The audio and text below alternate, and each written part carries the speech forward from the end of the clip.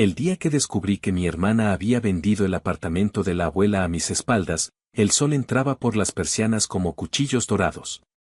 La luz cortaba el polvo del pasillo y hacía brillar las baldosas de mosaico, las mismas que la nona enceraba mientras cantaba viejos tangos con voz de papel. Subí las escaleras con un presentimiento difícil de nombrar. La portera me miró con una mezcla de pena y cautela, y dijo que habían venido hombres con cajas, un gestor con traje azul y una mujer que olía a perfume caro. Yo solo pude preguntar a qué hora. Ayer, mientras yo estaba en el hospital cambiando sueros, tomando signos y susurrando paciencia al oído de los que no duermen. Ayer, cuando confiaba en que Ana y yo éramos un frente unido. Metí la llave en la cerradura y noté el primer golpe. Giré y empujé. El eco me golpeó el pecho. El apartamento estaba vacío. El sillón con el chal de flecos había desaparecido. El aparador con mariposas de cerámica ya no reflejaba la luz. En el cuarto de la abuela faltaba el crucifijo, la cama de hierro y el perfume suave de albahaca. Vi las marcas claras donde antes hubo cuadros y sentí que me arrancaban un hilo desde el centro del cuerpo. El teléfono vibró. Era un mensaje breve de Ana. Luego te explico. Quise contestarle con una lista de preguntas, pero la rabia me dejó sin dedos. Fui hasta el balcón. La calle seguía normal. Un florista cantaba, una niña saltaba la soga, un hombre empujaba un carrito de pan. Regresé a la portería para pedir el libro de visitas.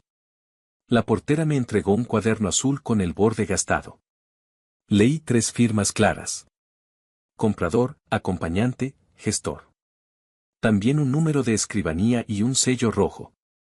Copié los datos y guardé el cuaderno con cuidado, como si fuera una reliquia frágil. Luego revisé los buzones. El de la abuela tenía una etiqueta nueva con el apellido del comprador. Ignacio de la Torre. Sentí que el nombre me helaba. Subí de nuevo y recorrí cada habitación como quien reconoce un cuerpo. En el suelo del cuarto de costura encontré una hebra de hilo rojo. La enrollé en el índice y la guardé en el bolsillo. En la cocina, detrás de un frasco de azúcar, descubrí una boleta de gas vencida. En el margen estaban las letras rectas de Ana. Urgente. Toqué esa palabra como si fuera una quemadura. No entendía por qué la urgencia había sido vender sin mí. Tardó 3 tonos en atender. Su voz salió tersa, templada, como si estuviera en una reunión. Dijo que todo había sido por necesidad. Dijo que el banco la tenía acorralada, que las cuotas crecían como malezas, que su tarjeta era un pozo sin fondo. Le pedí que parara. Le recordé el testamento. La abuela escribió que las 2 éramos herederas. Le pregunté por qué no me llamó. Respondió que no quería arrastrarme a su desastre. Respondió que yo no podía entender.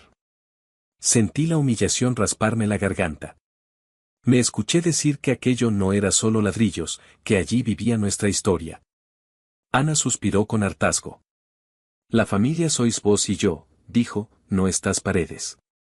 Supe que estaba a punto de colgar y no fui capaz de detenerla. La llamada murió en mi oído como un insecto contra la lámpara. Fui a la escribanía con la dirección del sello rojo. El salón olía a café viejo. Una secretaria de labios rojos me hizo esperar. Me explicó que mi hermana firmó como heredera disponible. Le pedí que repitiera esa frase. Heredera disponible. Luego mostró un correo supuestamente enviado a mí. Nunca lo recibí. Él alzó los hombros con indiferencia. Me dio copias. En una nota al margen estaba mi nombre como notificación pendiente. Guardé los papeles en la cartera con manos que no parecían mías. Sentí vergüenza, rabia, tristeza y un deseo helado de entenderlo todo. De regreso al edificio pedí la llave de bauleras. La portera dudó, pero finalmente me dejó bajar. El sótano olía a humedad y aceite. Entre bicicletas viejas y macetas agrietadas hallé una caja pequeña con una flor pintada a mano. Tenía el nombre de la abuela. La subí al apartamento. Me senté en el suelo, me quité las zapatillas y respiré hondo. Forcé la cerradura con una horquilla. Dentro había cartas atadas con cintas, una foto en sepia y un sobre con mi nombre y el de Ana. Reconocí la caligrafía inclinada de la abuela. Había una carta y un inventario. La carta empezaba con un cariño antiguo. Hijas, si algún día la necesidad golpea, lean juntas antes de decidir.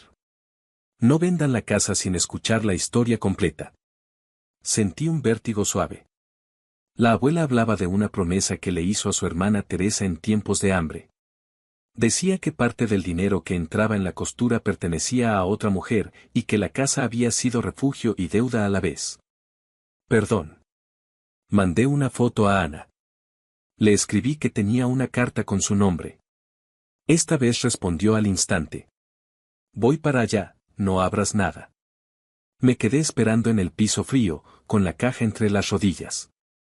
Mientras llegaba, ordené las cartas por fechas. Vi nombres que solo eran rumores en las sobremesas. Un tal Julián con letra nerviosa. Una amiga llamada Emma que hablaba del mercado y de ollas vacías. La abuela, joven, en el balcón del apartamento, con trenzas de algodón y una maleta a sus pies. Detrás de la foto había una dedicatoria sencilla. Te espero. Cuando Ana llegó, traía el cabello recogido con torpeza y los ojos inflamados. La leyó de pie, sin pestañear, como si cada palabra fuera una aguja. Se le escapó un suspiro al llegar a la frase final. Dijo que lo sentía. Dijo que no supo cómo pedirme ayuda. Dijo que la abuela la había llamado aparte la última vez que estuvo internada y que le pidió que mantuviera a la familia a salvo, que no la dejara romperse.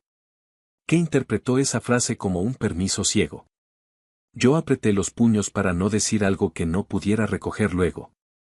Le señalé el inventario. Había títulos de cuentas antiguas, un recibo de una joyería, 2 números de teléfono y una dirección escrita con tinta azul. Decidimos seguir la lista. Empecé por los números. Uno estaba fuera de servicio. El otro sonó hasta el final y respondió un hombre mayor.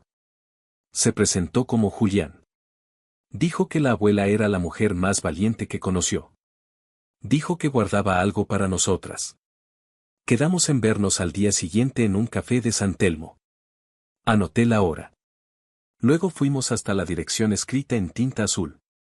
Era un local de empeños con paredes amarillas y una campanilla cansada. El dueño revisó libros polvorientos hasta encontrar nuestro apellido. Puso sobre el mostrador una bolsita de terciopelo y un papel. Adentro había un anillo de plata con una piedra turquesa. El papel decía pagado por Teresa. La abuela venía todos los inviernos a recuperar los mismos objetos y los volvía a dejar cuando llegaba el verano. Decía que la memoria pesa menos cuando se comparte. Salimos con el anillo en la mano, sin saber aún qué abriría. Volvimos al apartamento y extendimos las cartas en el suelo como si fueran un mapa. La abuela hablaba de 2 hermanas que cruzaron el océano con una maleta de tela. Una se casó con un carpintero, la otra con un hombre que no volvió. La casa fue refugio de ambas, costura de ambas, deuda compartida. La promesa decía que nada se vendería sin reunir a la familia completa. Yo sentí un orgullo manso crecerme en el pecho. Ana, en cambio, se cubrió la cara con las manos. La miré con un enojo que aún escocía, pero también con una compasión que no sabía si merecía. Le dije que todavía estábamos a tiempo. El comprador parecía un hombre correcto. Si mostrábamos documentos, quizás reconocerían la falta. Ana me preguntó si estaba dispuesta a ir hasta el final. Le respondí que sí, pero juntas. Lo dije despacio para que las sílabas se volvieran cimiento. Esa noche nos quedamos a dormir en el piso, sobre 2 mantas viejas que encontramos en el armario alto. La ciudad respiraba al otro lado del balcón. Había un olor a pan tostado en el aire. Antes de dormir, Ana me confesó algo más. Un supuesto inversor se había acercado semanas atrás con promesas de resolver sus deudas. Fue él quien la llevó al gestor y la acompañó a la escribanía. Le había pedido discreción absoluta. Le había dicho que yo era un obstáculo. Le había prometido un pequeño adelanto en efectivo. Cuando terminó de hablar, la rabia volvió a encenderme, pero esta vez fue un fuego dirigido. Pensé en ese hombre como en una sombra que robaba voces. Prometí en silencio que iba a alumbrarlo hasta que no quedara rincón donde esconderse. Al amanecer hicimos café en una hornalla que aún funcionaba. Desayunamos pan duro y una manzana partida en dos. Ordenamos la caja y guardamos la foto, la carta y el anillo en mi bolso. Salimos a la calle con un plan. Primero veríamos a Julián. Luego iríamos a hablar con Ignacio. Después buscaríamos al inversor, fuera quien fuera. Cada paso era una puntada. Cada palabra que nos dirigíamos volvía a coser un borde. Yo sentía a la abuela cerca, como cuando me peinaba antes de ir a la escuela y me decía que la paciencia es una herramienta, no una rendición. Al cerrar la puerta, acaricié el marco y prometí que la casa escucharía nuestra verdad. Había empezado una guerra suave, una batalla hecha de papeles, memorias y manos firmes. Tal vez no recuperaría cada mueble ni cada bordado, pero pensaba recuperar el nombre. Pensaba recuperar la promesa. Pensaba recuperar, con Ana a mi lado, el hogar. El café de San Telmo olía a madera vieja y granos tostados cuando Ana y yo entramos buscando a Julián.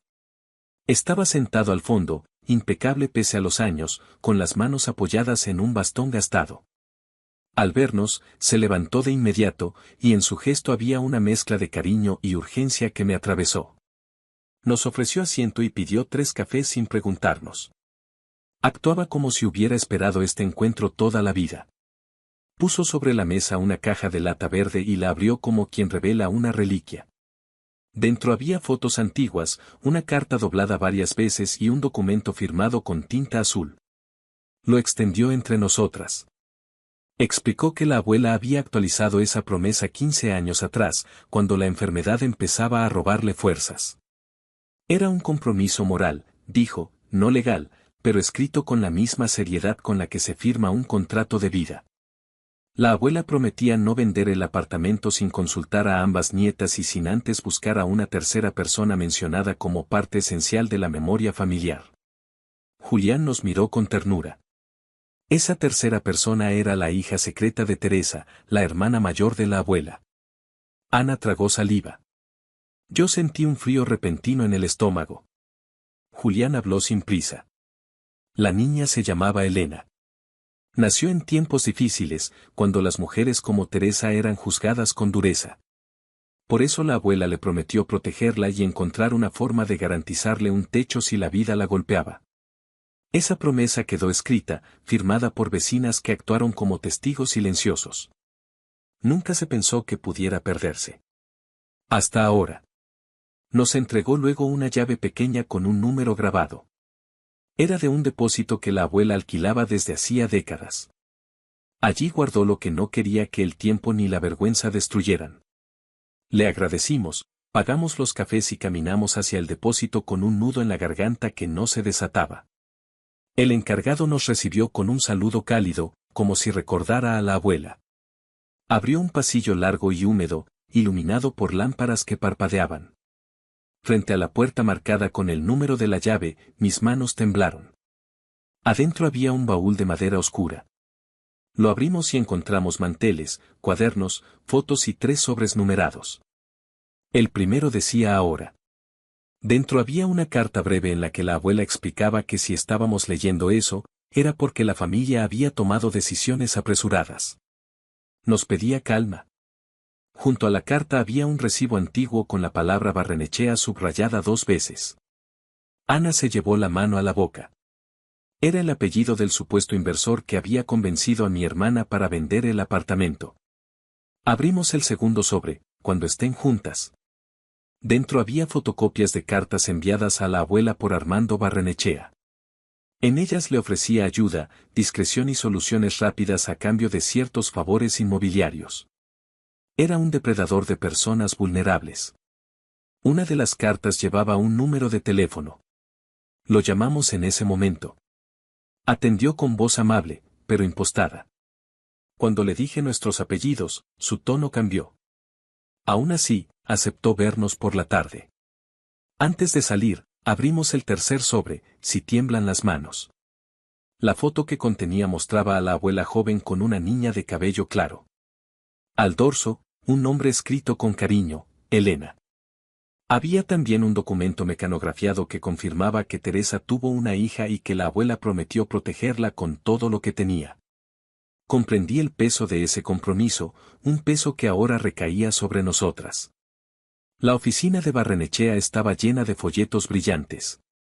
Él nos recibió con una sonrisa profesional que se desmoronó cuando vio que llevábamos papeles. Le mostré las cartas, la foto de Elena, el documento de la promesa, y pregunté si estaba dispuesto a explicar por qué omitió toda esa información en el proceso de venta. Intentó minimizarlo. Ana sacó su teléfono y le enseñó el borrador de un correo dirigido a la escribanía, a Ignacio el comprador y a la prensa local. La palabra fraude aparecía varias veces. Barrenechea perdió el color. Ofreció dinero para olvidar el malentendido. Ana, casi llorando pero firme, le dijo que no queríamos dinero. Queríamos reparación. Y la verdad. Finalmente llamó a Ignacio, el comprador. Le explicó, o lo intentó, que había detalles imprevistos. Le pedimos hablar. Ignacio aceptó vernos al día siguiente en la escribanía. Su tono, aunque sorprendido, sonaba sincero. Yo colgué con una esperanza cauta. Esa noche dormimos nuevamente en el apartamento vacío. Extendimos las mantas y sostuvimos las cartas como si fueran un mapa. Buscamos información sobre Elena. En un viejo recibo aparecían 2 direcciones. La portera nos ayudó con contactos del pasado. Alguien mencionó que una mujer parecida había regresado hacía poco al barrio preguntando por Teresa. Con un hilo tan fino como ese, seguimos buscando. Por la mañana, Ignacio llegó puntual a la escribanía. Parecía tenso pero dispuesto a escuchar. Pusimos sobre la mesa todo lo encontrado, las cartas, la promesa firmada, el vínculo con Elena y la intervención de Barrenechea. El escribano, pálido, admitió que la venta podía suspenderse temporalmente si las partes lo acordaban. Ignacio, tras un largo silencio, dijo que no quería formar parte de una injusticia. Propuse entonces algo claro, suspender los efectos de la venta durante 90 días. Nosotras buscaríamos a Elena o su descendencia y reuniríamos fondos para recomprar el apartamento. Ignacio aceptó. Barrenechea protestó, pero lo ignoraron. Firmamos el acuerdo. Comenzó una carrera contra el tiempo. Trabajé turnos dobles en el hospital. Ana organizó ventas, rifas, cenas solidarias. Marta, la tía, rompió una alcancía que guardaba desde hacía años. Los vecinos aportaron lo que tenían, botellas de vino, tejidos, pequeños ahorros. Julián organizó una colecta en el club del barrio. Cada moneda era un ladrillo más. Mientras tanto, seguimos buscando a Elena. Caminamos cuadras enteras, preguntamos a desconocidos, dejamos notas en buzones. Hasta que un kiosquero nos habló de una mujer alta que había preguntado por Teresa meses atrás y dejó un número. Llamamos. Respondió una voz suave. Se llamaba Laura. Era la hija de Elena. Quedamos en vernos en una plaza. Laura llegó con un abrigo gris y ojos que cargaban muchas historias. Le mostramos la foto de su madre de niña. Se le quebró la voz. Dijo que Elena murió hace 3 años, pero que antes de partir le contó que la abuela la había protegido como a una hija.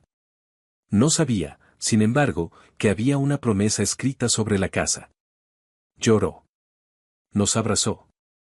Y aceptó acompañarnos a la escribanía para dar constancia formal de su existencia como heredera potencial. Su gesto cambió todo. El escribano añadió su nombre en un anexo del acuerdo, lo cual dejó sin base legal muchas maniobras del gestor. Ignacio, al ver la verdad completa, se acercó más a nuestra causa. Nos aseguró que no permitiría ninguna injusticia. Por primera vez sentí que no estábamos solas. Las semanas pasaron entre trabajo, llamadas y reuniones. La caja de lata verde se volvió nuestra brújula. La comunidad entera se unió. Parecía que el barrio sabía que la casa no era solo un inmueble, sino un pedazo de historia colectiva. El día 89 llegamos a la escribanía con casi todos los fondos reunidos. Faltaba una pequeña porción. Ignacio, sin levantar la voz, puso el resto. Dijo que lo hacía por respeto a la abuela. Firmamos la rescisión de la venta y el regreso del apartamento a nuestro nombre. El escribano respiró con alivio. Barrenechea no volvió a aparecer. Esa tarde, al abrir la puerta del apartamento, el silencio sonó distinto. Trajimos 2 colchones, una mesa y un ramo de albahaca. Colgamos la foto de la abuela en el pasillo y colocamos la de Elena en una repisa del cuarto que reservaríamos para Laura cuando viniera. Ana apoyó la frente en la pared y rompió a llorar. Yo la abracé, sin olvidar lo que hizo, pero sin negar que también luchó conmigo hasta el final. No era un perdón total, pero sí el primer ladrillo de uno.